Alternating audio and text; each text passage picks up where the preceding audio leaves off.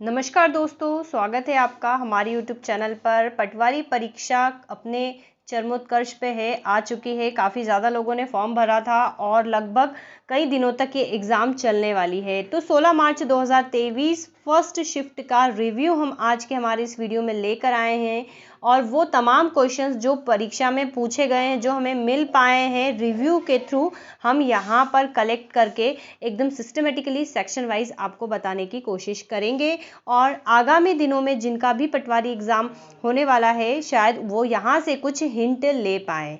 Right, तो चलिए video में आगे बढ़ते हैं, लेकिन उसके पहले कहना चाहेंगे कि अगर आप हमारे इस यूट्यूब चैनल पर नए हैं तो वीडियो के अपडेट के लिए या अपडेशन के लिए या नोटिफिकेशन के लिए हमारे चैनल को सब्सक्राइब करें और वीडियो देखकर बताएं कि वीडियो में हमें क्या और बेहतर करना चाहिए। तो चलिए फ्रेंड्स, स्टार्ट करते हैं और बात करते हैं आज के जो परीक्षा में पूछे गए प्रश्न उसके बारे में। शुरुआत करते हैं मध्य प्रदेश से। मध्य प्रदेश से कौन कौन से क्वेश्चंस पूछे गए हैं। तो रूप सिंह स्टेडियम में कोई क्वेश्चन पूछा गया था और ये क्वेश्चंस कंप्लीट नहीं है।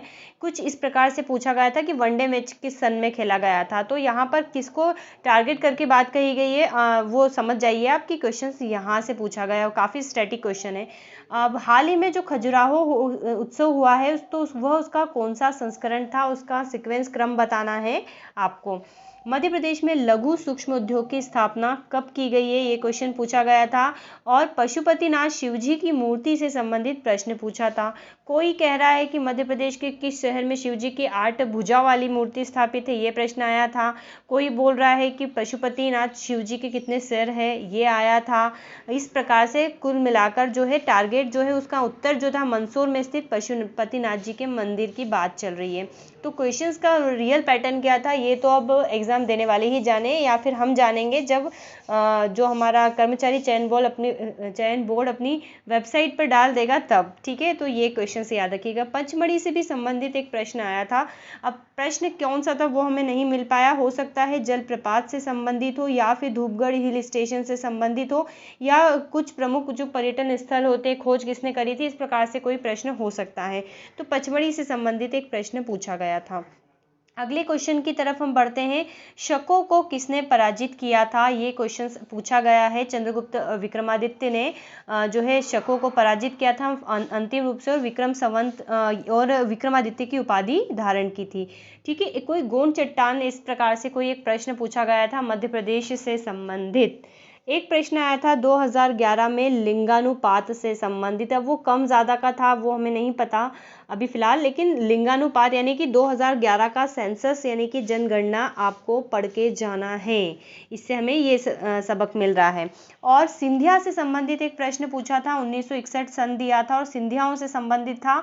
अब ये प्रश्न तो नहीं कह सकते, हो सकता है इस समय पे माधवराव सिंधिया थे तो उनसे संबंधित कोई प्रश्न हो, या फिर राजधानी शिफ्टिंग की बात कही गई हो तो वो प्रश्न हो, तो वो भी हम अभी फ़िलहाल एक्चुअल नहीं कह सकते। चलिए अगले प्रश्न की तरफ बढ़ते हैं।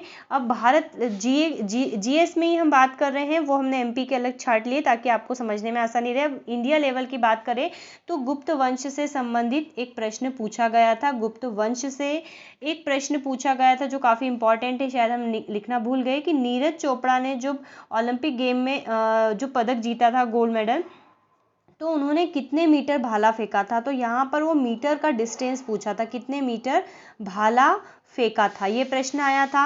एक प्रश्न नाबार्ड से संबंधित था। कौन सा एग्जैक्ट क्वेश्चन था नहीं पता, अब तो नाबार्ड आप पूरा पढ़ सकते हैं। संयुक्त अधिवेशन से संबंधित एक प्रश्न था। पंचवर्षीय योजना से आज भी प्रश्न पूछा गया है, कल भी दोनों शिफ्ट में पूछा गया। तो 5 ईयर प्लान को बहुत अच्छे से आपको करना है। राष्ट्रपति के अध्यादेश से संबंधित पॉलिटी से क्वेश्चन पूछा गया था। अगर आर्टिकल की बात करें तो ये आर्टिकल 1, 2, 3 में आता है। कुछ लोग बोल रहे थे कि नहीं आर्टिकल 108 से संबंधित कोई प्रश्न था, तो समझ जाइए। इसी प्रकार 1781 के चार्टर एक्ट से संबंधित भी प्रश्न पूछा गया था। तो ये था जीएस के क्वेश्चंस जो आज के वीडियो जो फर्स्ट शिफ्ट के इससे आउटपुट निकलता है, क्या पूछा गया था वो प्रश्न। अब हम बढ़ते हैं विज्ञान यानी कि साइंस की तरफ। तो साइंस की कुल मिलाकर बात करें तो विटामिन डी या विटामिन ए, इनमें से कोई रासायनिक नाम या फिर दोनों का जो है पूछा गया था रासायनिक नाम। एंटीबॉडीज का निर्माण कैसे होता है, ये क्वेश्चन आया था। प्रतिरोध से संबंधित कोई प्रश्न था, रेजिस्टेंस जो कि फिजिक्स का प्रश्न है। एसिड बेस और सॉल्ट, केमिस्ट्री में लगातार क्वेश्चन आ रहे हैं, काफ़ी क्वेश्चन आ रहे हैं बेसिक से। तो एसिड बेस और सॉल्ट से संबंधित कोई क्वेश्चन था, ओम का नियम से संबंधित प्रश्न था, ठीक है। और केमिकल फार्मूला जो है केमिस्ट्री में काफ़ी चल रहा है, उसके संबंधित भी प्रश्न आया था। केमिस्ट्री के फार्मूले, प्रोटीन से संबंधित प्रश्न आया था, और आवर्ती गति फिजिक्स से संबंधित प्रश्न आया था। इसके अलावा भी और तमाम प्रश्न थे, लेकिन बेसिकली जो मिले हैं वो हमने यहाँ पर नोट डाउन किए हैं। तो चलिए अब हम बढ़ते हैं कंप्यूटर सेक्शन की तरफ। कंप्यूटर सेक्शंस की बात करें तो फुल फॉर्म आज भी पूछे गए थे। HTML का फुल फॉर्म पूछा गया था, और फुल फॉर्म से के 2 से 3 क्वेश्चंस थे। तो एक HTML है तो 2-3 और अन्य होंगे।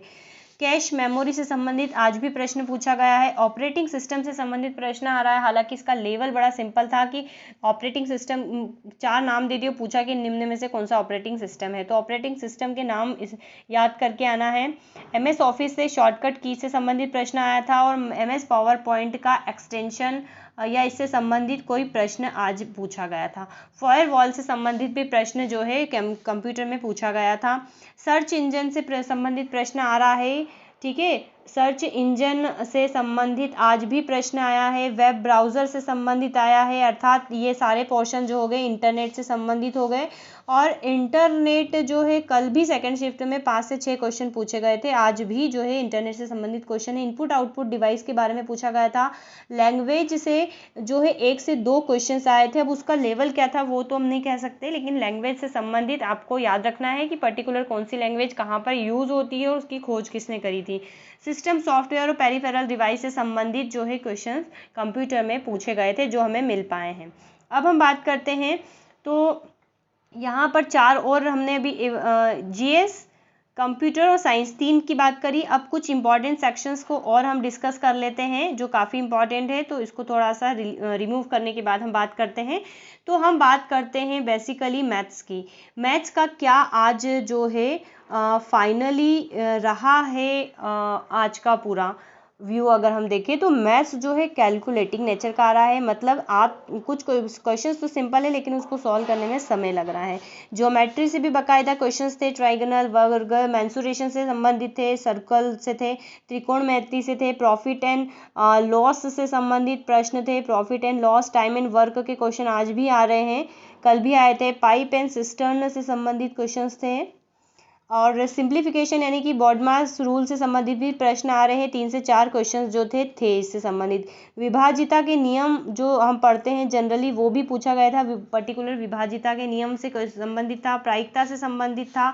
घातांक के क्वेश्चंस भी आ रहे हैं, घातांक के फ्रैक्शंस से संबंधित आ रहे हैं, एज से संबंधित आ रहे हैं। पार्टनरशिप की बात करें तो पार्टनरशिप से संबंधित क्वेश्चंस आ रहे हैं। मिश्रण, बॉट्स एंड जो स्ट्रीम से इससे संबंधित भी मैथ्स में प्रश्न पूछे गए हैं। चलिए अगर हम बात करें दूसरे रीजनिंग की, तो रीजनिंग की भी बात हम यहीं पे फिट कर देते हैं विज्ञान में, क्योंकि हम इसको इसलिए लिख रहे हैं क्योंकि पर्टिकुलर कोई क्वेश्चंस हमारे पास नहीं है। रीजनिंग में सिलोजिज्म आ रहा है, पजल्स आ रही है, सीटिंग अरेंजमेंट आ रही है। सीटिंग अरेंजमेंट थोड़ा सा टाइम कंज्यूमिंग नेचर की आ रही है, जिसको हल करने में टाइम लग रहा है, जैसे कि बैंक वगैरह एग्जाम में आता है। और आज ब्लड रिलेशन से संबंधित इस शिफ्ट में कोई क्वेश्चन नहीं पूछा। डायरेक्शन से संबंधित प्रश्न पूछा जा रहा है, डाइस से संबंधित क्वेश्चन आया है, और ऑर्डर एंड रैंकिंग से संबंधित प्रश्न आया है। नंबर सिस्टम से संबंधित पूछा जा रहा है। कोडिंग डिकोडिंग से भी क्वेश्चंस आ रहे हैं, जिससे 4 से 5 क्वेश्चन कोडिंग डिकोडिंग के बन रहे हैं। कथन निष्कर्ष के बारे में किसी ने भी कुछ कहा नहीं है, हालांकि कल कथन निष्कर्ष पूछा गया था। तो ये रीजनिंग की बात हो गई। अब रीजनिंग के बाद हम चलते हैं हिंदी पर। तो हिंदी की बात करें अब हम हिंदी की बात करते हैं। तो हिंदी में कारक से संबंधित 4 से 5 क्वेश्चंस जो है पूछे जा रहे हैं। शुद्ध वाक्य भी काफ़ी पूछे जा रहे हैं। शुद्ध वाक्य चयन करने के लिए 4 से 5 क्वेश्चंस आ रहे हैं शुद्ध वाक्य के। पर्यायवाची पूछे जा रहे हैं, विलोम भी आ रहे हैं, तद्भव, तत्सम, मुहावरे, अलंकार से आज प्रश्न आया है। छंद अलंकार से कल नहीं आया था, आज अलंकार से पूछा गया, मतलब ये भी ऐड हो सकते हैं, रस और छंद भी ऐड हो सकते हैं। बेसिकली जो हिंदी थी सिंपल लेवल की आ रही है। और इंग्लिश के लेवल की बात करें तो idiom, emphasis, narration, active voice, error detection, parajumble, जो कॉमन चीज़ें थी वही सारी चीज़ें आज भी रही है। और लेकिन कुछ लोग कह रहे थे कि इंग्लिश का लेवल थोड़ा सा टफ आ रहा है। तो ये वाली हमने सारी सब्जेक्ट की बात करी। तो बताइएगा दोस्तों आज का हमारा वीडियो आपको कैसा लगा। अगर अच्छा लगा है तो वीडियो को लाइक सब्सक्राइब ज़रूर करें, वीडियो को लाइक और शेयर ज़रूर करें, चैनल को सब्सक्राइब करें। और अगर आप भी पटवारी एग्ज़ाम में आप इनरोल हुए हैं तो हमारे वीडियो का इंतज़ार करें। हम यहाँ पर आपको सिस्टमेटिकली सेक्शन वाइज जो है सारे प्रश्न प्रोवाइड ज़्यादा से ज़्यादा करवाने की कोशिश करेंगे। अगर मान लीजिए कि हमें इसके बाद भी कोई प्रश्न मिलता है तो हम उसे बाद में ज़रूर ऐड करेंगे। So have a nice day and thanks for watching.